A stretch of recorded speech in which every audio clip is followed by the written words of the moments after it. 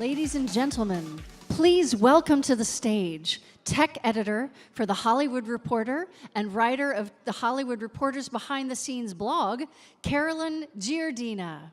女士们、先生们，请欢迎好莱坞报道的科技版主编以及 THR 的幕后新闻博客博主 Carolyn Giardina。Can everyone hear me? Okay, good.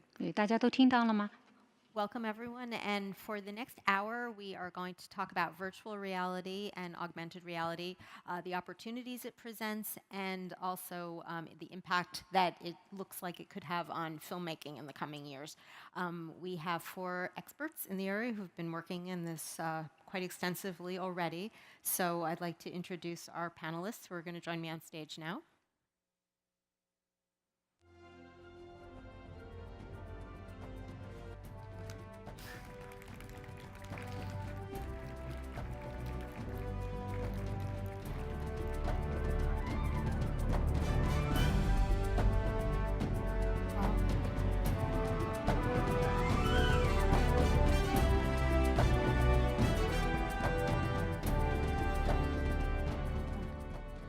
So seated at the end, we have Greg Berkin, who is Managing Director of Concours Ventures.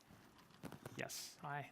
Next to him, we have Chuck Peil, who's co-founder and Executive Vice President of Strategic Partnerships for Real Effects and Flight School. Thank you. Then we have James Knight, Virtual Production Director at AMD. Hello. And seated next to me is Tim Dodd, and Tim is Senior Vice President and Head of Strategy and Corporate Development at Technicolor. Hi there. Hello. Welcome, everyone. Thanks. So in really launching any new technology, and certainly when it comes to VR and AR, there are a lot of moving parts that have to come together, and 2 key ones are a critical mass for the audience and a steady flow of content to keep them coming back for it. So we're going to talk about all of these areas. I think what we're going to do is we're going to start with talking about goggles and for the home, and then we're going to broaden it. We're going to talk about location-based opportunities, and then we are going to delve into the content creation side of it. And we're also going to show you a little bit of, well, we can't show you VR because obviously you don't have glasses on, but we're going to also show you a little bit more about what these companies are doing. So I think we're going to start with Technicolor. Great. And I think, is that the first clip?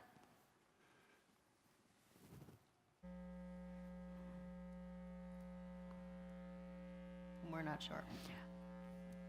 It'll be a surprise. It'll be a surprise. Okay, so we're going to watch the clip and then It's ours.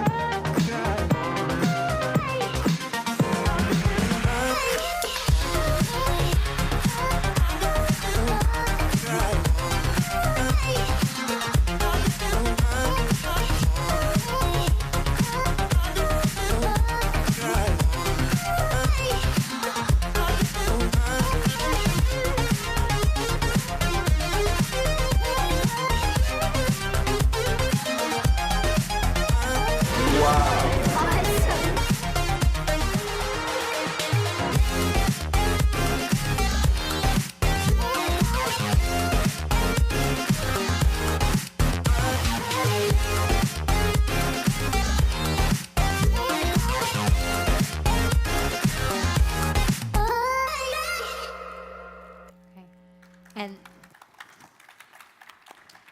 that was Real Effects and Flight School. So Chuck, maybe you'd like to just quickly let us know what we were looking at. I actually have no clue. No. And that's the fun of VR. All of us, even though the business has been so relatively new, we really don't know what we're doing, and that's really the excitement of collaborating with partners and vendors and guys like this, is that it's a new frontier for everybody. For us, it started 22 years ago. The studio started as an animation studio first, so we were creating content for television commercials, film projects, and we evolved over time and started creating our own feature animation projects. There was a movie called The Book of Life with Fox, which was a co-funded project for us. The reason that was important in our evolution is we went from service business to creating our own IP, as well. When VR came on, we got one of the first dev kits when Oculus was still a Kickstarter campaign. And quite honestly, the whole idea was it was just a way to tell stories in a different way. That's how we got into it. We've now, it says 60 projects. We've done about 70 projects to date.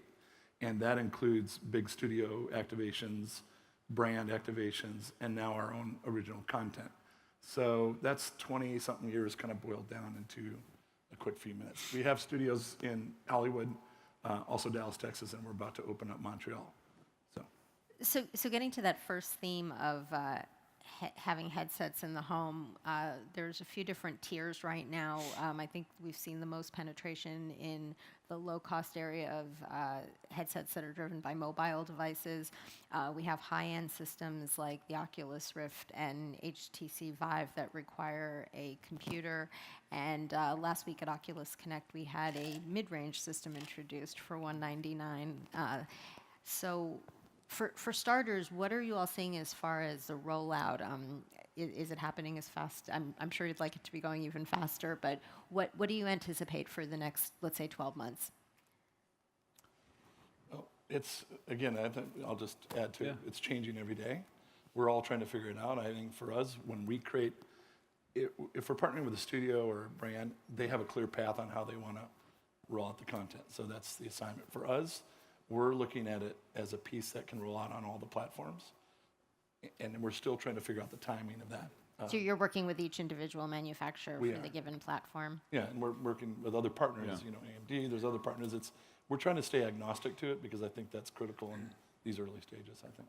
I think I agree with what was just said. I think with headsets and goggles, we're still kind of in the early days of the format. And so, there's basically a divergence in spec between high-end VR, which would be tied to usually to a high-end gaming machine, very high-spec PC, and it's Oculus Rift or, with the exception of their new headset, but it's Oculus Rift or it's Vive, HTC Vive, and those are still very bespoke, small footprint. I have a Vive at home. My kids enjoy it, but it's not, kind of a consumer-ready device. Really, at this point, it requires a little bit more, and I'm not calling out Vive, I think there's kind of similar problems everywhere. It requires a lot of mucking about, kind of upgrading and updating to get to a point where you can use it routinely, which is understandable because it's kind of the first version, and that's kind of how these things roll out. So I think we're seeing, at this point, in the very, very high end, the content's amazing, the experience can be incredibly immersive and moving. The content is kind of coming along, and we're pushing the boundaries at Technicolor, along with Real and other companies as well who are focused in the space. But the device penetration isn't quite there yet. And then in the mid-range, you've got kind of Samsung Gear, some other handset-type devices that are tied to a headset, or just put the box kind of on your face. Those experiences aren't fully immersive. You don't have the sense of physical presence and room scale, which we think are really important parts of the dynamic.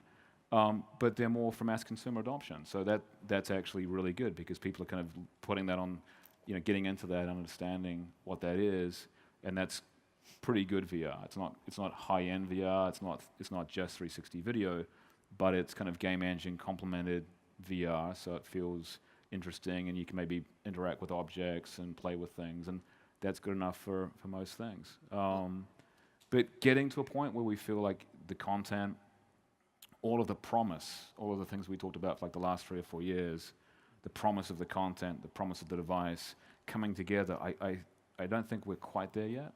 And so we're probably another version or rev of hardware away from that. You know, when you get one of these devices in your home, it's a $5,000 commitment. You know, in the PC, you're drilling holes in the wall to put up the sensors. That's, you know, my wife is like, another crazy project you've brought home for the weekend, right? So It's going to get easier and You smaller. did that while yeah. she was gone, didn't you? yeah. Well, she left. She was like, I'm gone. Have fun. gone. Yeah. James, you're working closely with a lot of manufacturers. What are you seeing?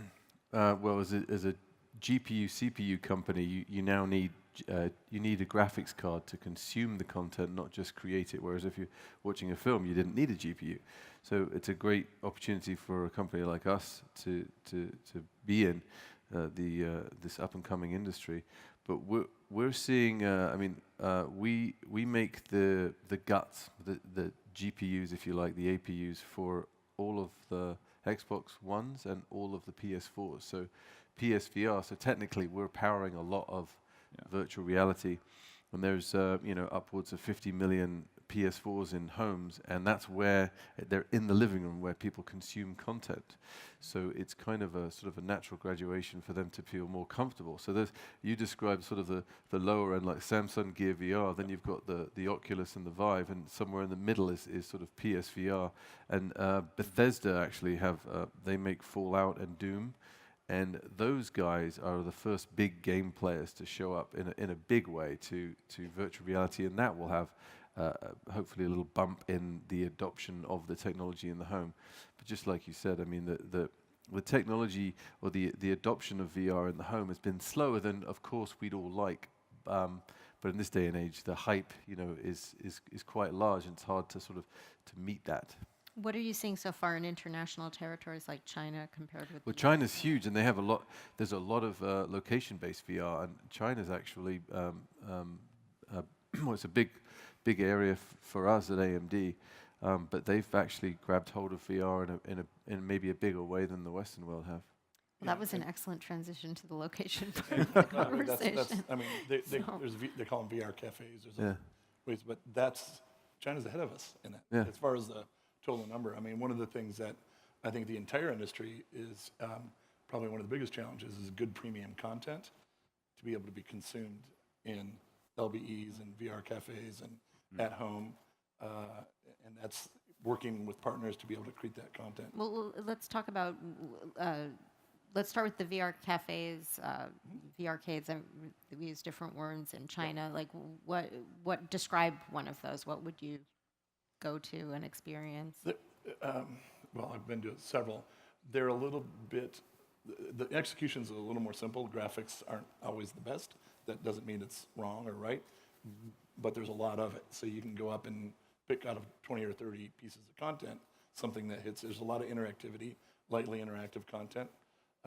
But the fidelity or the story or the narrative is something that we put a lot of effort in, and I know Technicolor and other partners, and some of the partners that we're dealing with in China right now is to jointly produce content that's got both of those aspects, so that premium content can play over there, and it's going to go. It's a two-way street right now. So. And a similar model here is what IMAX is doing. They've launched the first few IMAX VR centers, and in these cases, and there's one at the Grove in Los Angeles, you can go in and it's effectively, it's like going to a movie timetable, and you pick which experience you want, and you go to your given pod and do that. Now, you've already also provided some content for those. Yeah. So, I mean, we're very focused in we work with we've done about 65 or 75 projects. That kind of the total escapes me, but those have been primarily kind of ad-supported stuff, marketing, and other things for movies and also for brands and advertising. But a lot of that is now becoming location-based. So we did a very successful campaign with the department store in the UK last year, where we had kind of a really touching piece about animals going into a backyard and jumping around on a trampoline, and it was for Christmas. And you could then go and buy the animal stuffed toys, and then the department store had this really neat VR experience where you actually were in the ad. So you kind of went inside the advertisement. the animals came at you and jumped around with you. It was really nice. And they had this amazing shot of, you know, a line going out the door of the department store and down the street for people just to line up to do this experience. So we've done a couple of things like that. We've done a few things in car space that have been interesting in terms of getting people into, actually here at the LA Car Show last year, get someone into a headset, get them in the car, and then blow the car apart, see all the parts that are made, how the car comes together in a factory, and then put it back together again. That's a really cool experience. And those are important because people need help deciding they're going to stick their head into a machine for the first time. And so when you say, okay, you know, let's try VR, there's a little bit of reluctance. So it's actually really helpful to have someone say, this is what's going to happen, it's going to be really neat, and you're here having fun. It's a nice experience. So I think things that IMAX and Dreamscape and others are doing at that scale are fantastic because it's really kind of VR trainer wheels, and it's getting people that are used to the experience so they can go away and say, that was really cool, I want to do that again, you know, how do I get more into that? And that's kind of what I think what we need at this point. Well, some of the projects that you mentioned I know are on your demo reel, so this might be a good chance to introduce that clip. Great, cool.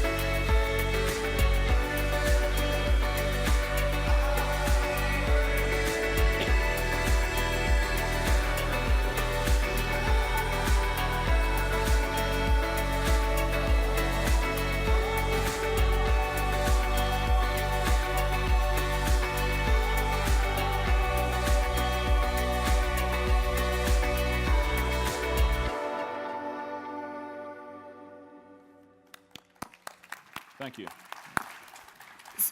So again, on the subject of locations, I also wanted to talk about these roaming experiences when you're wearing the goggles, you're on a stage, you have props, and you can kind of create your experience. What level of interest? I've tried them. I think they're a lot of fun. What level of interest are you seeing here and also in China? It's a big attraction. There's a big wow to it, with the Void, and you have Dreamscape and a variety of others. And I think to me, I think it's super exciting because if you're a first timer and you're coming to try something, and you go to that experience, you're going to get something that you can't get anywhere, not even at home. And we're advocates for it because I think that just converts people and gets them into the idea of a great experience. The whole LBE thing, I think, is a super important aspect of the future of how we're looking at things. And I would also say that it doesn't have to be a big theme thing like that or a big physical activation. It can be small and subtle, but the tactile side of that reaches other senses and gives somebody, it enhances the content that we're all creating that's in your headset, So I think it's really important. We call it around our company, we call it blue hairs to blue hairs. My blue-haired grandma and my blue-haired niece. They've all got to be able to get in there and have ease of access to the content. That's great. And if they don't, then that's a miss. Yeah. It is an interesting thing, right? I mean, like I've put my 75-year-old dad from New Zealand into the Deep Weaver's great piece on, and he was like, "This is incredible. This is amazing." Yeah. And I was like, "There's going to be this kind of weird disconnect." But once you get people in the headset, and you kind of it's almost instantaneous. They just get right into it. And I think it's about that frisson between the content and the technology that makes that so hard to describe, but just kind of magic. Okay, Greg. Yeah, I was going to say the same thing. I mean, we've done a lot of testing with the headsets, and we have pretty much every one, the Microsoft HoloLens, the Samsung Gear, the Oculus Rift, the HTC Vive, and others. And you get different forms of reaction, but it's really important for someone to have a good experience the first time because they won't put it on again the second time. And it can be dizzying, it can be sweaty, it can be a problem with glasses, but if they have a good experience with content, it's extraordinary, and they really want to see more. In fact, we try to make it a point to bring a system, one of the very first Alienware laptops, so that you can actually see it out here. So we've got that to see. So if you haven't seen good VR, AR, please come and see, because it's a tremendous experience. We've been talking mostly about VR so far, but Greg, tell us what you're seeing in AR and mixed reality. Well, first I just wanted to address the install base of VR, because a lot of people say VR's dead and it's gone, and it kind of went like this or something, and we're not really seeing that. And I read an article about the install base of VR, and they compared it to the first iPhone launch from 10 years ago. And if you think about how many iPhones they sold in year one, 2007, I think it was about 6 million units. Well, Samsung sold 5 million Gear visors. Now, admittedly, that's for a phone to fit into, but that's a pretty hefty number. Yeah. And I think they sold 750,000 Sony PlayStation VRs, 250,000 Vives, and 240,000 Oculus Rifts. And so if you add all those up, it's actually over 6 million. And so, it all depends on how you slice it. But the bigger opportunity, I think, in visualization today is AR, augmented reality, and also MR, mixed reality, which I'm going to show a clip of. And you also get a lot of differing opinions about what AR is used for. But Pokemon Go has done the greatest thing for AR to get people to understand it and use it, and it's developed all kinds of business models. And we're actually working on something to visualize Hollywood film locations. We're building the largest film database of movies that you're able to sort of then visualize any film where it was shot. The Mrs. Doubtfire house in San Francisco. You can sort of inspect it and check it out, and then leave a tribute to Robin Williams, and sort of IMDb meets Pokemon Go, together. It's a cool experience, but it's another layer of data. And that data can be anywhere. And so you could really have an enhanced conference like this where you're able to sort of explore data and share ideas in the air. But you need the right viewer, the right phone, the right software, the right connection and other things. And so there's still a barrier to entry to sort of get there. But the idea is to use this visualization method to enhance people's commerce, education, tours, and many, many things. And it's really, an AR kit from Apple is just starting to define that. We think that's going to be the biggest wave of enhanced content to date. So it's really worth checking out. This Hollywood locations piece that you talked about, where will that be shown? Where will people see? It'll be an app that you download and you can see, and then you'll be able to explore your area, Los Angeles, San Francisco, and eventually the United States, and eventually the world of where films and TV shows have been produced. Some films might represent 30 or 50 locations because they're shot all over the place, and so the data is all interrelated. And you can follow Robin Williams' films and go jump from place to place. So this is kind of entertainment for a movie nut. It's entertainment, and it's historical context going back 100 years to the earliest films. And we're working with some of the studios on the history and the data about it. So it's kind of nice. When you say who's going? We have a team up in Silicon Valley who's doing it as part of our company, Concours Ventures, and it's sort of been a stealth team to date, but we're going to be getting more attention. I came down to the Visual Effects Society in April and presented it on stage, and had a lot of interest in it, and so we've moved forward since then. So it's kind of fun. Do you want to introduce your clip and show us a little more? Yeah, sure. So I just attended the Oculus Connect conference in San Jose, and it was the 4th annual one, and Mark Zuckerberg very famously got on stage and said that 1 billion people are going to be using VR. 1 billion people, because they've augmented Facebook as a platform, Facebook Spaces, Facebook Live, all to share VR content.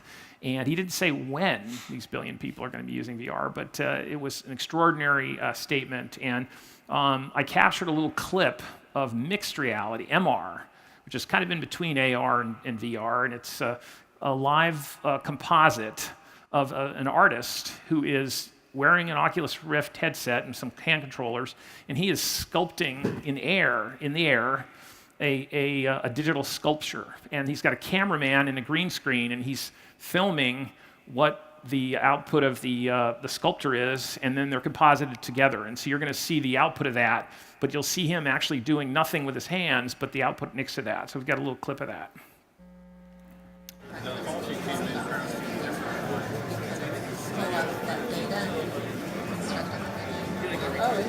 So this is a program called Medium, and it's been out about a year. This is a famous performance artist in San Francisco, John Ryan. I'm going to forget his last name. It's on the screen there. But he is sculpting real time with his hand controllers, and he's creating this object which he's manipulating at sort of lightning speed. It's really quite incredible what he's doing. And most people use Maya and to do sculpting or that kind of thing. It takes him a year to learn Maya. He learned this program in 10 minutes, and he has become one of the leading sculptors of digital works, and it's absolutely extraordinary. The cameraman is wearing a rig with a hand controller on it, so it's acting as the camera and also the third axis in the 3D model. And that whole camera rig is about $2,000 to be able to capture that in green screen. And Oculus actually gives you the parts list to build your own mixed reality stage to be able to do that. And so I think it's really going to become, thank you. I think it's really going to become one of the next waves of design doing just that. So that's what I wanted to share with you. Interesting. Okay, we're going to move to content, and since again on this panel we want to focus on filmmaking, so I wanted to talk first about the topics of the content. When you're talking to a studio about which IP, what movies they want to create virtual reality experiences from, what are you looking for, and to what extent are you considering the international market? Well, I think when we talk to the studio, it's really a little bit inbound from them. So they're thinking about how they want to monetize their intellectual property, whether it's a superhero movie or a kind of a more art piece. And so often the direction on the production side is coming from them, and then we would go away and build into typically a marketing-oriented piece. These are kind of smaller vignettes, they're usually 7 to 10 minutes. On our reel, we showed a few. We had The Martian, Passengers. We did a piece for 24, the TV show, and that was for Samsung Gear. Often there's a tie into the device itself. So Samsung, in that case, sponsored 24 with Fox. We did the work and did the production, and then did the whole VR wrapper for it. And then there's another one in there that has a monster hitting Los Angeles and growing from a baby monster to a giant monster. It's very cool. That was for Google, and they sponsored that work very early, like 3 or 4 years ago. So often the IP design is kind of coming from an interject from the studio or from the device manufacturer, and we'll go away and build it. But I wanted to go back to that amazing demo. We're actually most excited, I think, for us in terms of VR as we move into an AR world about content design techniques. Mm-hmm. And so I can't reveal the studio, but we're doing a lot of work right now in virtual production environments that essentially take that type of idea and build that into a fully real-time rendered virtual reality production set. So the director is not sitting behind a camera. The director has a VR headset on and is in the action, and that their headset becomes the camera. The actors are wearing mocap suits, and so they become the digitally rendered animals or aliens or what have you immediately. And so the rather than kind of going away from the shot, having a visual effects artist spend it, the night or the week creating that scene and then sending it back to the director, and the director not liking the placement of something, it's all happening in real time. So we're able to use game engine technology and use technology like that to build a virtual stage environment. That's groundbreaking, disruptive for our industry. That's going to save, thousands and thousands of hours of time. It's a whole new kind of design element that we don't have. It's a whole new way of designing sets and designing stages, and we're really excited about it. So I think that kind of stuff is great. Yeah, virtual production is actually on an uptick now. There are studios that are making their entire films virtually before they actually make them in earnest. So they'll make them virtually, whether it's a virtual camera, or they'll use VR goggles to virtually scout, whether you're the director or even an actor who wants to see the environment. And then they'll test it, they'll view it. If it works, they make the whole thing. And if the CG movie or the soon-to-be live action movie in CG doesn't work, then they lose that couple $1 million or whatever it was, but it better lose that than 40 million. So could you give us an example of a title that started? Not without violating an NDA. No, I can give you one. We're doing a movie with Warner Brothers. It's an all CG feature film for Scooby-Doo. It's a reboot of the Scooby-Doo franchise, introducing a bunch of Hanna-Barbera characters, and it's an all CG world.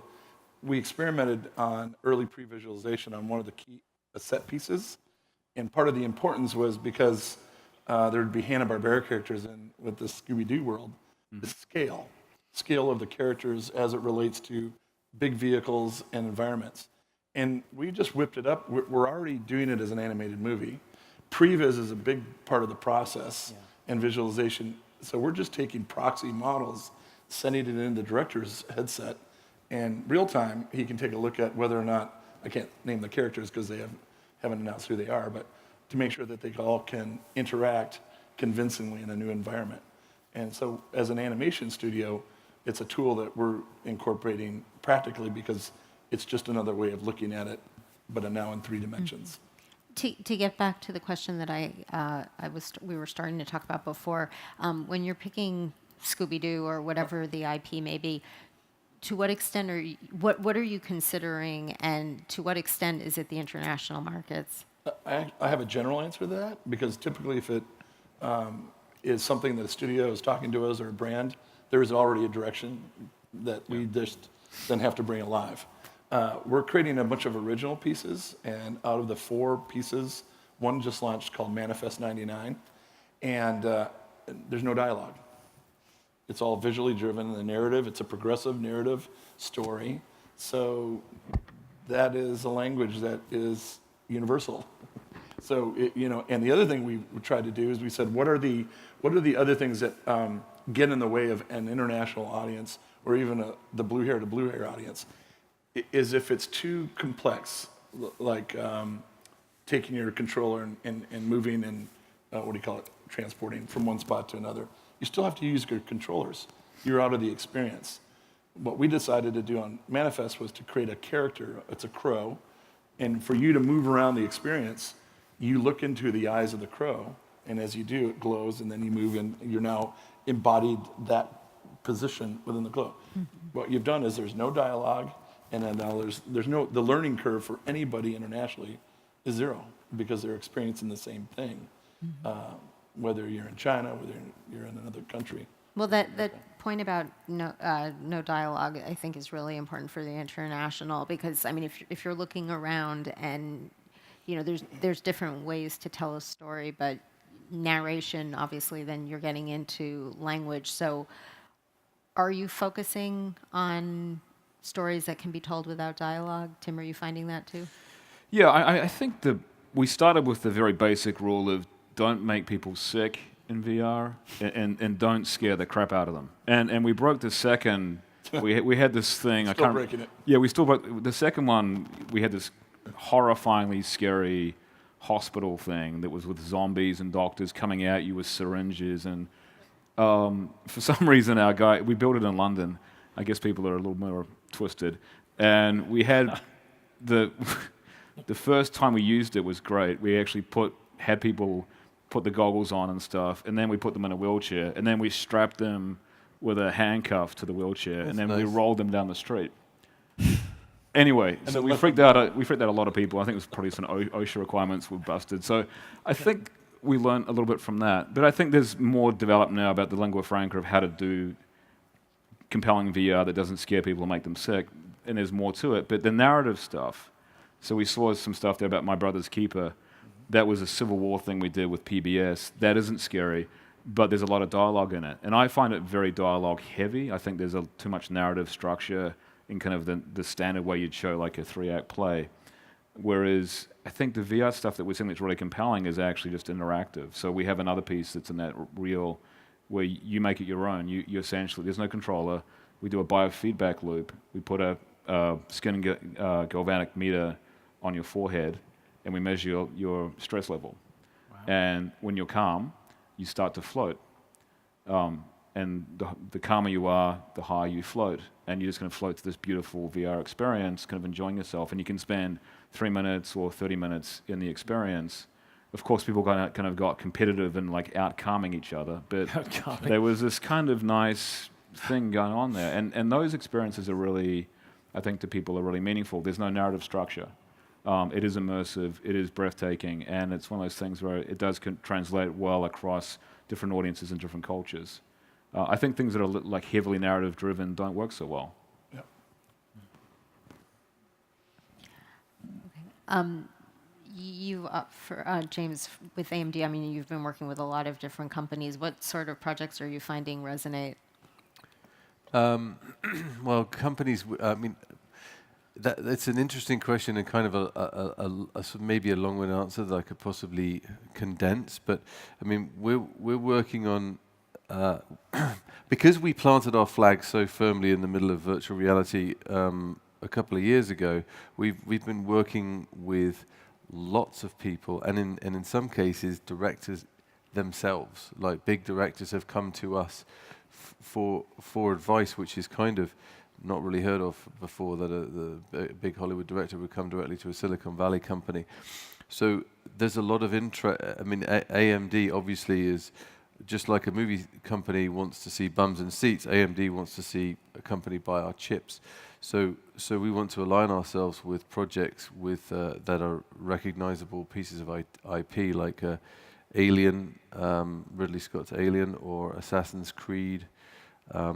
Projects like that. We've done stuff with Star Wars at Comic-Con in the past. And then also with VR content creation and AR content creation, we want to see young and up-and-coming people, students, are doing some really creative things. And in many cases, because there are no common practices in content creation of AR and VR, there's no, I mean, we've all been using different terms to describe the same thing here on stage.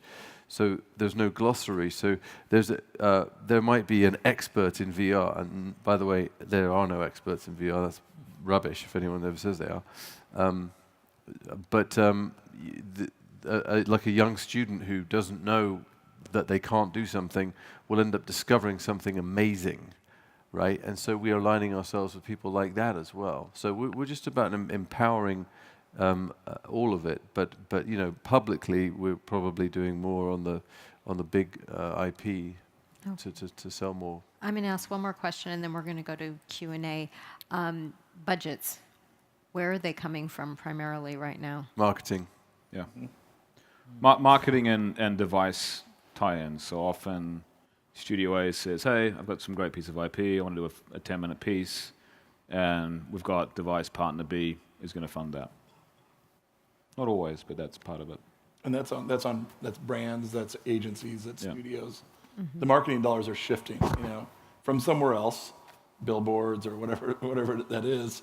It's just shifting into something that's, you know, I think one answer to that though is what we've been trying to push on our films or films that is having that happen further upstream.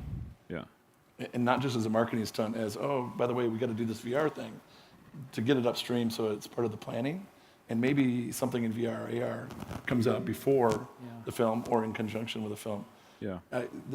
Some studios just, you're big dinosaurs, and they just can't do that. There's a lot of studios that are really innovating and really pushing that forward. So I think that'll help free up more dollars from other areas. We may be on the cusp, actually, of advertising-supported stuff, too. And definitely gaming is... It's not quite there yet, but it's like super interesting. I think that space is also ripe for advertising dollars as well. Are there certain countries that seem more willing to invest in new content? I think China and Japan. I think Japan more on the gaming side. I think China on just generally location-based. I think we're still seeing... I think people understand the importance of VR and how that's going to drive into AR and MR. So I think people understand that getting a start now on VR is really interesting and important to them. The device penetration isn't quite there, but it'll come. Right, okay. We have some mics around the audience. Does anyone have any questions? No softballs.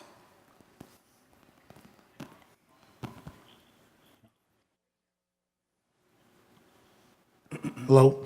Right now, Xbox X came out in Gamescom, and they were very promoted as the most powerful game console, but they didn't promote any VR content at all for it.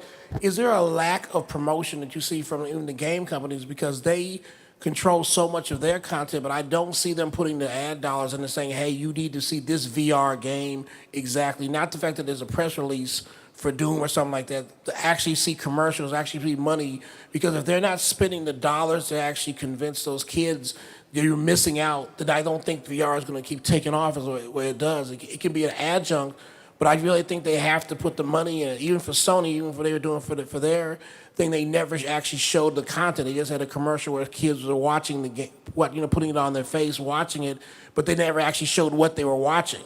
And I think that's a problem. You have to show it. If I want to see a Justice League trailer, they're going to show me the Justice League. If I want to see Thor, they're showing me Thor. I don't see the VR promotion activity kicking in as far as the experiment side. Do you see that as a barrier for keeping VR and AR from going forward? It's chicken and egg phase we're in right now. It's the install base isn't there, so it's not. If you make a game and sell it for $50 and you sell 6 million or 2 million copies, that's not really an industry, so it's not attractive to gaming companies. But you've got someone like Bethesda priming the pump and taking pre-existing, that wasn't me, pre-existing gaming assets and creating these VR games. And so it's going to take things like that. But as far as pushing VR games or advertising them, it's just not there yet. It's the install base. It doesn't make sense for the company. They're not going to sell that many $50 games. They'd have to price them at like $200 or $300, and no one's going to buy that game. So it's sort of I always like to describe VR right now as like a messy, perhaps musically dissonant symphony that one day John Williams is going to conduct it, but right now he doesn't even know about it, and the drummer's out of sync. But every now and again there are some beautiful notes and some beautiful harmonies.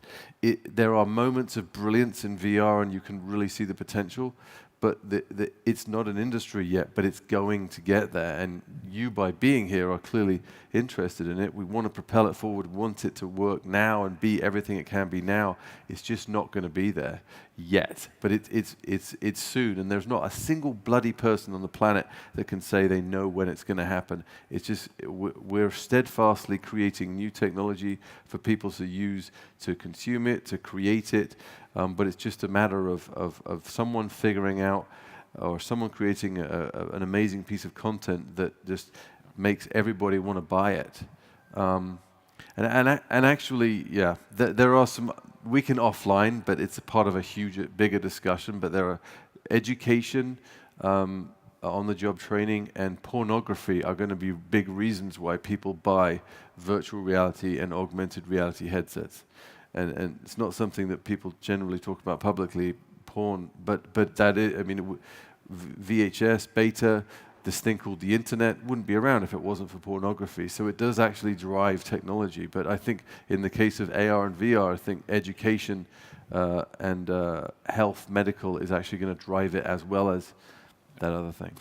There's an after-hours session on the topic tonight. Just kidding. Yeah. No, I think you make a great point, which is, whether by luck or by design, in all the categories of MR, AR, VR, there are marquee projects that hit and resonate. Yeah. The Martian was the first massive experience. We all look at The Martian like, wow, that's amazing. Pokemon Go, low fidelity, but great content. It brought out all the Pokemon, collectors that cross generations that said they got rid of their Pokemon cards, but secretly have them stored somewhere. and the same thing, on Bethesda, taking the risk. Yeah. Those are the things that create the excitement. The practical side comes back to marketing again. If it's marketing dollars, they're being measured, and their department's being measured by impressions. Yeah. What's the reach? Right. Is it going to sell chips? Is it going to sell devices? And so it's right. It's the chicken and the egg. Everybody's, But we'll get there. Remember when you went to Best Buy and when Blue? Oh, sorry. Go ahead. I just want to make sure everyone gets a chance to answer the question. So go ahead. Yeah, so when I'm looking at live action VR, I just feel like it's mostly 360 video, unless there's other content out there that I haven't seen yet. At what point do you think we'll be able to actually move around in live action? So if the viewer says, I want to go left, or I just want to stand here and then move forward, is that going to even be possible? Yeah, I mean, there's techniques to do that. I mean, most you're correct. Most live action that you see is shot 360. What we need to do, and what we have done in some cases, is load that into a game engine. And so once you're into a game engine environment, and it's another thing that we're super excited about, you can then go from that game engine environment into a fairly immersive and interactive experience that allows you to move around inside it. But you really need to be careful. There's all kinds of other issues with taking live action shots alone into that environment, because you then have to be careful about perspective and parallax and shift and all that kind of detailed stuff that I am now way over my skis on. But there are a lot of kind of technical issues and things to consider when you're doing that. So we've done some of that stuff, some of that live action into game engine with a program that we call Blackbird, where we build a car that can be any car. And it's in that reel, but we skin that car using a game engine as any car you want in the world, a car that doesn't exist, a car that used to exist, no longer exists, a car that's out there in the mass market. We started doing that with Corvette and Chevrolet. We're doing it with lots of other companies as well. That's a really interesting dynamic of taking live shots, putting them to a game engine, and instead of rendering the content, for hundreds of man years in a render farm, we're able to kind of change and mute the content and play with it in real time. Basically, there's a 43 millisecond lag because the whole thing's running in real time on a game engine. What that means is if you have that capability, you can do that kind of thing with live action shots. So at its high end, it's not going to work on a phone yet, but it will someday because Moore's law and content technology will get there. So we're kind of excited about game engine plus real time plus live action, but it's still a little bit on the kind of the high end cusp. If that. We had another question down there. This is for Chuck at Real Effects. Since you said you're now starting to produce original in-house content that's not tied to existing marketing IP or product tie-in, how do you see that being monetized since you don't have client funding? We're funding it ourselves at this time, and that's what it's going to take. It's going to take investors and partners that are willing to, I love the term, it is priming the pump with content, and there's a lot of, everybody's doing it. There are people in VR and AR content creation, Technicolor ourselves, that are all looking at creating content that's compelling. Because if we don't invest in it, who will? Yeah. If we're talking to a VC company, we're talking to an investor, and we haven't put our own skin in the game, then we're hypocritical. So we've got 5 projects. One, Manifest is the first, and we've got 3 others. The good news about them is we put our own money in developing the content, but because once partners saw it, I can't say who, but other partners have come in to get the rights for a certain sector of the business. So our model, which will change, everything I say today is going to be wrong tomorrow. That's kind of how we're looking at it. But we're saying, okay, here's our bucket. It's going to cost $1. How do we carve this out and roll this out as an LBE, provide exclusive window for a license there? Then we look for long-term rights. We're negotiating with a company in China, by the way, to then get the Chinese rights over there. So we're taking the risk, but we're also cobbling together our own rollout strategy. And that's, and all of us are doing that at some level. So it's about taking the risk. Okay. So. And we are out of time, so thank you everybody for joining us, and please join me in thanking our speakers. Thank you. Thanks. Thank you. Thank you.